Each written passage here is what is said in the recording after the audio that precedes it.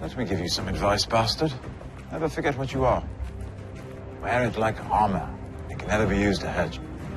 When I first heard they were interested in me for a fantasy show, I went, ugh, no. I had an inkling reading the first book, going, oh my God, this is amazing. This could really kick off.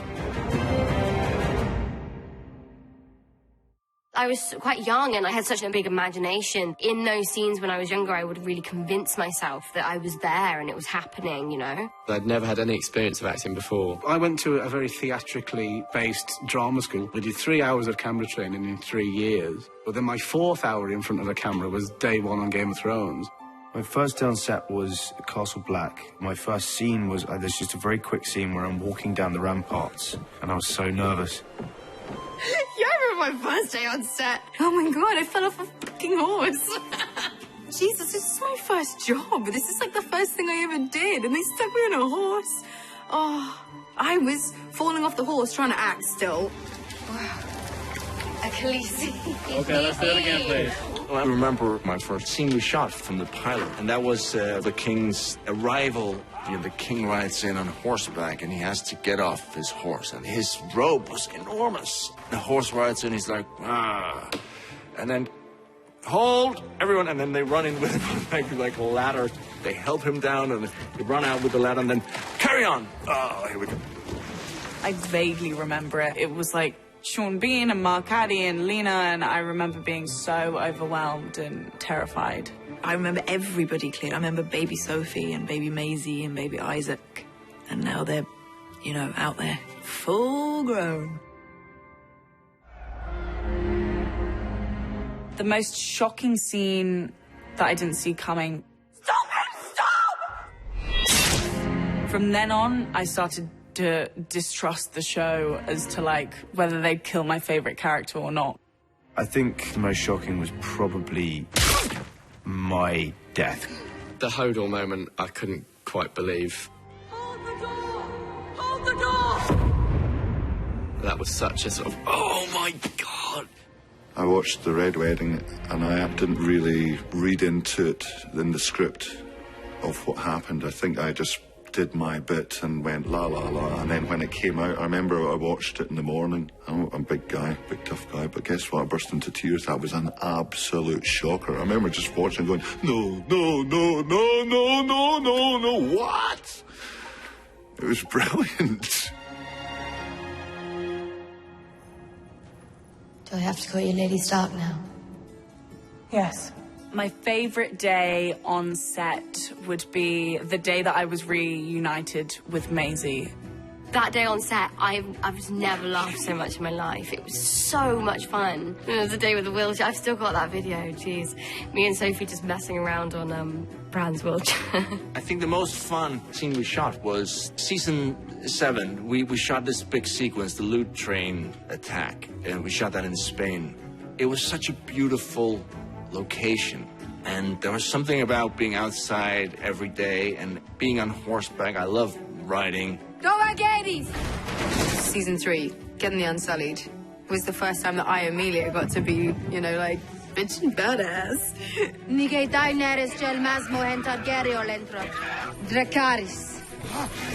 It was really cool.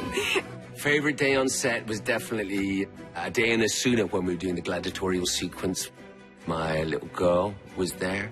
You know, she watched the papa work. David said, oh, you know, come sit here, you can call it. She was like, action! The fight between the Hound and Brienne fucking Tarth. We'd studied and trained for that a long time, and when it all came to fruition, that was just fantastic. Iceland, season 2, the first day we were there. That was my favourite day on Thrones. I'd never been to a more beautiful place in my life, and it was special for so many reasons. It was the scene where I was not able to behead Ygritte. Strike hard and true, Jon Snow. My favourite actor to work with was Rose Leslie. There was something really special about working with Rose. I really, really enjoy working with John Bradley. He saw this in a vision. I really enjoyed the scene with Mark Addy way back in season 1, just because it was so intense, and I was like pages and pages long, and it was really unexpected from those two characters. Sometimes I don't know what holds it together. Our marriage. There's an ease that I get with acting with Ian Glenn, because he's been my pal the whole time. There's been my buddy. And the most beautiful thing about Amelia is she has no idea how good she is. She genuinely has no idea. And she still has no idea. She's always sort of vulnerable, which gives is part of a great gift.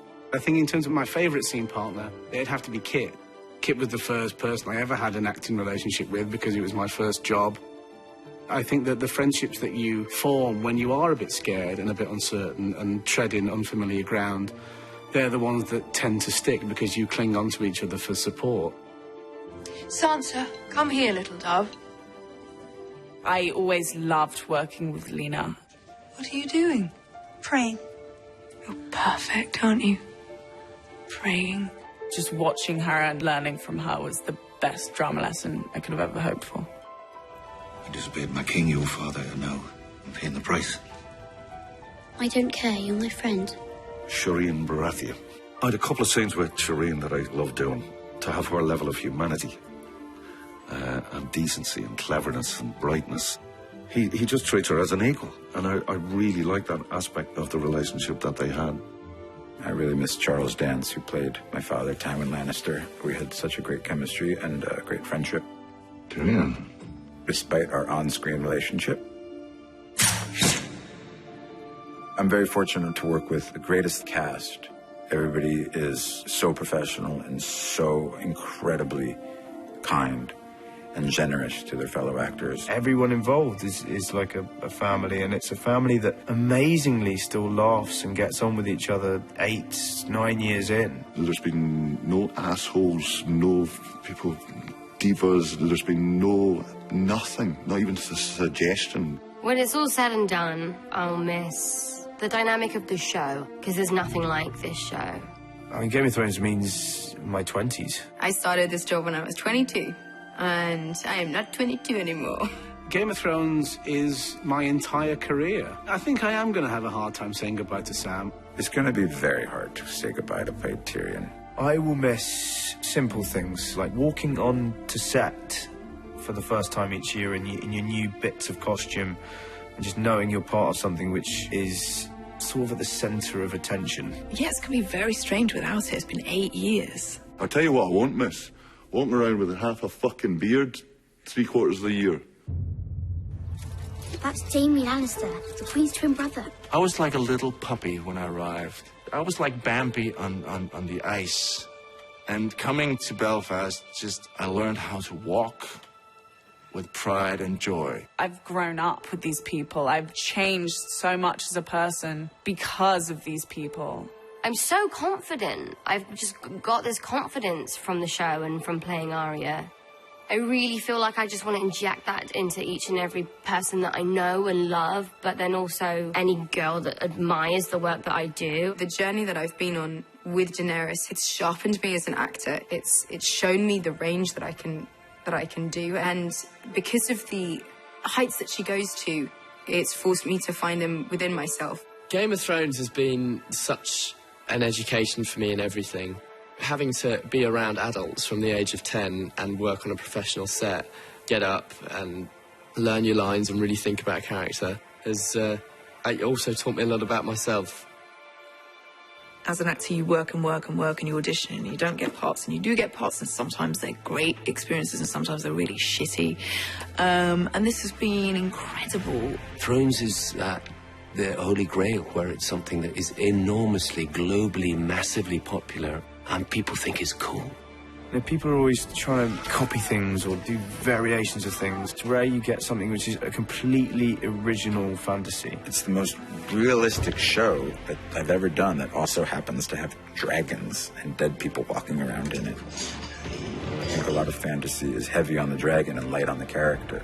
We're the opposite. This show will be discovered by generations to come. It's timeless. Every season there's something else bigger than the last season and better than the last season. And here we are, season 8. It's cinematic. We're making 10-hour movies every year.